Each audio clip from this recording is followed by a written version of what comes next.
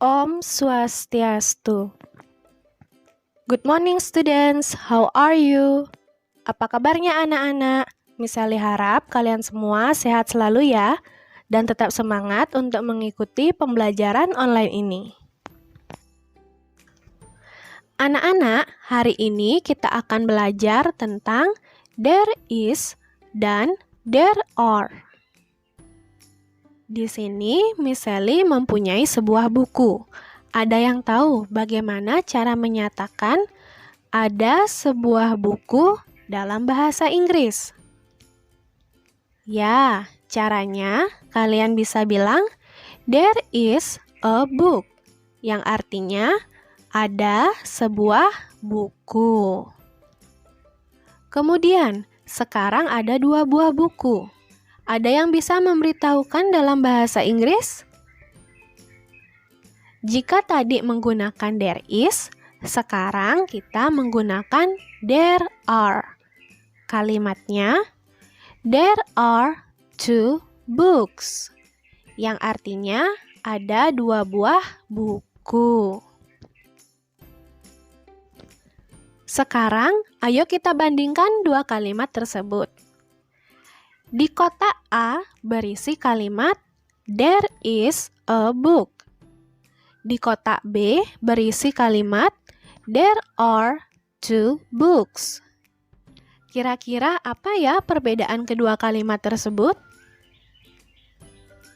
Di nomor 1, kalimat A menggunakan there is. Sedangkan di kalimat B menggunakan there are. Berbeda ya. Tetapi there is dan there are ini mempunyai arti yang sama ya anak-anak, yaitu ada. Kemudian nomor 2, kalimat A berisi kata a atau bisa juga an, yang artinya sebuah. Nah, kapan kalian menggunakan an? Nanti akan bisa dijelaskan di contoh. Dan sedangkan di kalimat B menggunakan two, yang artinya dua, yang merupakan angka. Kata two ini bisa diganti dengan angka-angka yang lainnya ya, misalnya 5, 10, 20, dan lain-lain. Yang penting angkanya harus lebih dari 1. Ingat, harus lebih dari 1. Dan nomor 3, coba kalian perhatikan kata book di masing-masing kalimat. Kata book di kalimat A biasa saja ya, tidak ditambahkan huruf S. Sedangkan kata book di kalimat B ditambahkan huruf S, menjadi books. Kata book atau kata benda ditambahkan huruf S jika bendanya tersebut ada lebih dari 1. Ingat, ditambahkan huruf S jika lebih dari 1. Jadi, kesimpulannya, kalimat A beserta ciri-cirinya tersebut digunakan untuk menyatakan benda yang jumlahnya hanya 1 atau disebut singular. Sedangkan kalimat B beserta ciri-cirinya kalian gunakan untuk menyatakan benda yang jumlahnya lebih dari 1. Berikut misalnya berikan contoh lagi ya anak-anak, supaya anak-anak semakin paham. Di bagian A, kalimat pertama, there is a chair. Ada sebuah kursi. Jika di awal tadi menggunakan book, sekarang di contohnya ini menggunakan chair. Kedua, there is an eraser. Ada sebuah penghapus. Jika kalian perhatikan, kalimat ini menggunakan an, bukan menggunakan e ya, seperti di contoh yang sebelumnya. Mengapa ya? Nah, Di kalimat ini kita menggunakan en dan bukannya karena pengucapan kata bendanya yaitu eraser diawali dengan huruf vokal A, I, U, E, O. Contoh ketiga, there is a pair of scissors. Ada sebuah gunting. Kata pair of ini artinya sepasang. Pasti ada yang bingung, kok scissors atau gunting disebut sepasang? Kalau kalian perhatikan, gunting itu kan terdiri dari dua buah pisau. Oleh karena itu, dalam bahasa Inggris disebutnya sepasang. Kemudian kita lanjut contoh yang B. Nomor 1, there are 4 chairs. Ada 4 buah kursi. Karena jumlah kursinya lebih dari 1, yaitu 4, ingat, kata chair ditambahkan huruf S. Begitu juga di contoh nomor 2. There are 10 erasers. Ada 10 buah penghapus. Kata eraser juga ditambahkan huruf S. Nomor 3, there are 15 scissors. Ada 15 buah gunting. Untuk kata scissors-nya tetap ya, tidak perlu ditambahkan huruf S lagi. Karena di akhirnya sudah berisi huruf S.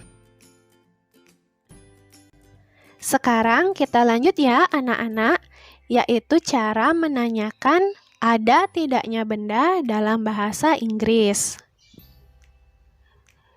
Seperti yang kalian lihat, di bagian A ada kalimat there is a book.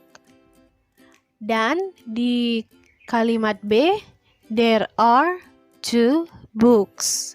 Masih sama ya kalimatnya. Nah, sekarang kita ubah kedua kalimat tersebut menjadi kalimat tanya.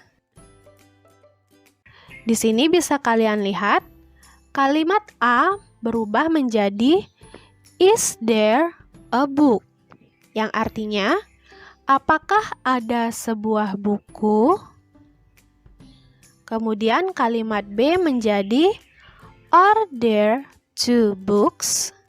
Yang artinya, apakah ada 2 buah buku? Jika kalian perhatikan, mudah sekali ya membuat kalimat tanya ini. Kalian tinggal pindahkan kata there di belakang kata is atau kata are.